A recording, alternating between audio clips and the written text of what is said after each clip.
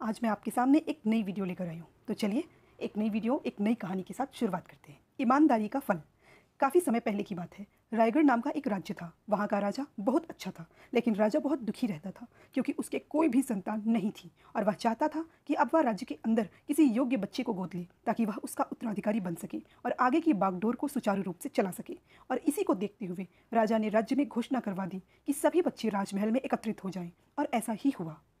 राजा ने सभी बच्चों को पौधे लगाने के लिए भिन्न भिन्न प्रकार के बीज दिए और कहा कि अब हम 6 महीने बाद मिलेंगे और देखेंगे कि किसका पौधा सबसे अच्छा होगा। महीना बीत जाने के बाद भी एक बच्चा ऐसा था जिसके गमले में वह बीज अभी तक नहीं फूटा था, लेकिन वह रोज उसकी देखभाल करता था और रोज पौधे को पानी देता था। देखते ही देखते 3 महीने बीत गए। बच्चा परेशान हो गया। तभी उसकी माँ ने कहा कि बेटा धैर्य रखो, कुछ बीजों को फलने में ज़्यादा वक्त लगता है। और वह पौधों को सींचता रहा। 6 महीने हो गए।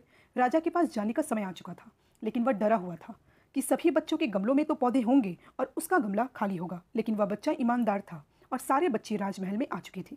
कुछ बच्चे जोश से भरे हुए थे क्योंकि उनके अंदर राज्य का उत्तराधिकारी बनने की प्रबल लालसा थी। अब राजा ने आदेश दिया, सभी बच्चे अपने गमले दिखाने लगे, मगर एक बच्चा सहमा हुआ था क्योंकि उसका गमला खाली था। तभी राजा की नज़र उस गमले पर गई।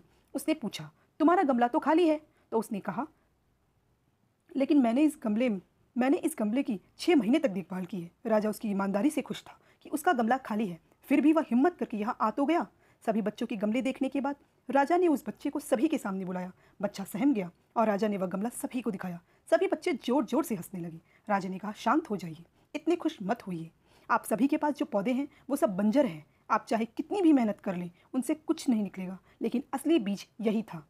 राजा उसकी ईमानदारी से बेहद खुश हुआ और उस बच्चे को राज्य का उत्तराधिकारी बना दिया। लेकिन हमें इस कहानी से क्या सीखने को मिला?